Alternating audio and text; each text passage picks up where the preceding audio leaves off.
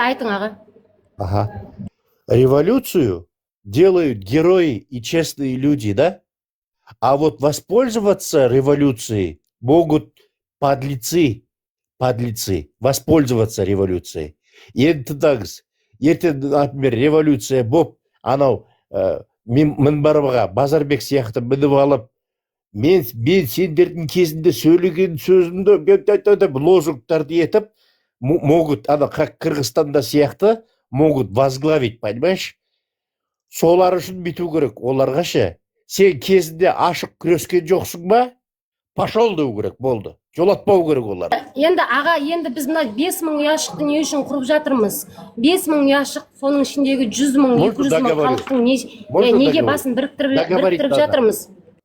Мынау, когда вот эти вот подлецы воспользуются революцией и могут возглавить, да, өтіріктенше, неше түрлі лозунгпен келу мүмкін да, вот сол кезде соларды жолатпау керек.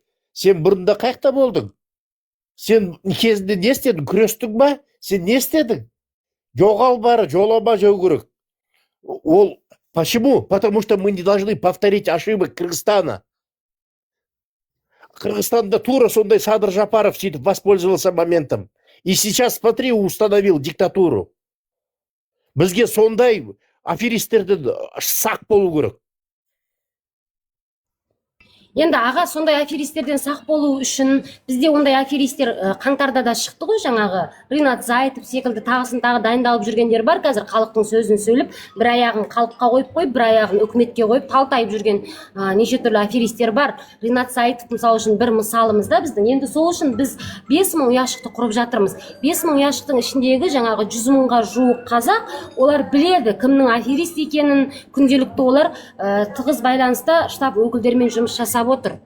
Ертең бұл 5000 ұяшық тек қана бір Астанада емес, үлкен-үлкен мегаполис Алматы, Шымкент қалаларында бөлінеді. Сол қалалардан да құрылып жатқан ұяшықтар бар. Сол артынан шыққан қазақты басқаратын, мирный митингті басқаратын және дұрыс өтуіне атсалысып, халықтың тыныштығын ұстап тұратын осы 5000 ұяшықтың ішіндегі 100 000 қазақ алдымызға шыққан. Және әншіні жібереді бізге, бұрынғы депутаттарды жіберуі мүмкін, ақынды, молданы жіберуі мүмкін. Сол молдалардан, сондай провокаторлардан жаңағы сақ болу үшін осы 5000 ұяшықты, жаңағы 100 000 қазақты дайындап жатырмыз.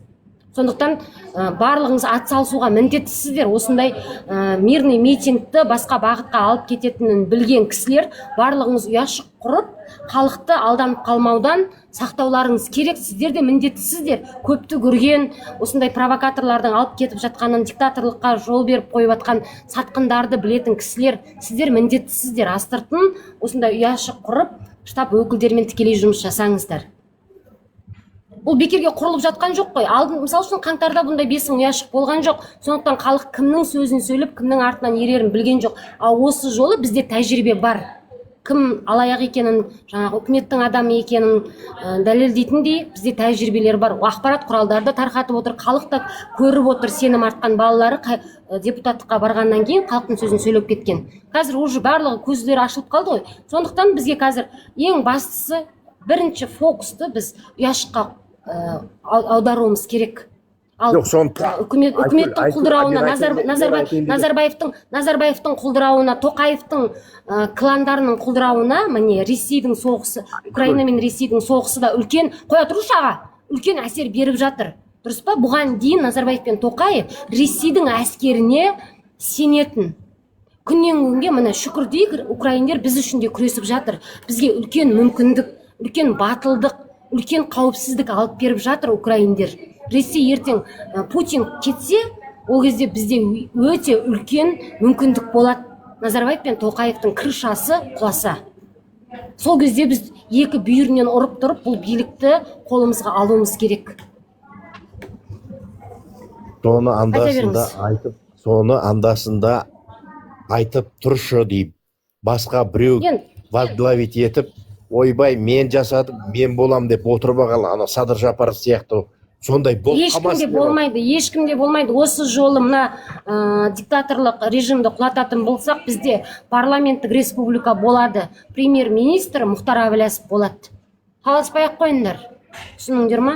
себебі оны халық та қалап отыр, және Мұхтар Әблязов өзінің еңбегімен, қызметімен дәлелдеп отыр. Не только қазаққа дәлелдеп тастады, ол гений екенін, Украинге, бүкіл әлемге дәлелдеп қойған. Сондықтан ешкім таласпай ақ қойыңыздар. Бізде парламенттік республика болады. Біздің аңсағанымыз парламенттік республика. Және премьер-министр Мұхтар Әблязов. Жүректерің жарылса жарылып кетсін. Оны халық қолдап отыр. Және халық сеніп отыр. Жаңа Қазақстанды, крутой Қазақстанды жасай алатын бірден бір ол Мұхтар Әблязов. Басқаларында мүмкіндік болды. Назарбаевта 30 жыл мүмкіндік болды, Тоқаевта 7 жыл мүмкіндік болды. Жаңағы Сәбит айтып отырған көрінбей жүрген президентке лайықты кісілер, олар просто жаңағы хайфажорлар ауыздарымен хайп қуалайды болды.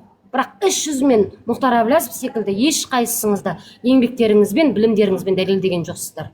Қойшы еуде. Қоймай, Мейрамбек, жүректерің жарылса жарылып кетсін. Оны мен біріншіден сенімді түрде айта аламын. Біздің елде парламенттік республика болады, Мұхтар Әблязов премьер-министр болып келеді. Түсіндіңдер ме? Сенімді түрде айта аламын. Иә, сенің жағдайыңды тек қана Мұхтар Әблязов жасайды. Сосын бір жылдан кейін өкінетін боласыңдар. Неге бұрыннан бері құлша жемтік болып өмір сүрдім, уақытты жоғалттым деп өкінетін боласыңдар. Түсіндер ме? Және ұялатын боласыңдар. Менен ұялмайсыңдар, арларыңнан ұяласыңдар. Мұхтар Әблязовке жала жапқандар, сіздер өз арларыңыздың алдында өздеріңіз ұялатын боласыздар. Серікжан Біләш, ол кісі де өте ұлтжанды кісі, Серікжан Біләш аға. Оны да қолдаймыз, бірақ ол кісі дәл Мұхтар Әблязов секілді білімді емес, экономикалық тұрғыда.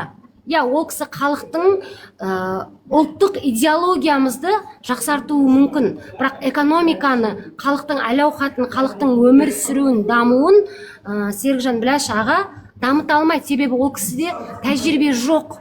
Түсінесіздер ме? Біз ақ пен қараны ажыратуымыз керек және мойындай алуымыз керек. Бетің қисық болса айнаға өкпелемейсін. Ол кісі өте ұлтжанды кісі. Ол қазақтың ұлттық идеологиясын дамытуы мүмкін. Ол қатаң түрде қылмыскерлерді жазалауы мүмкін.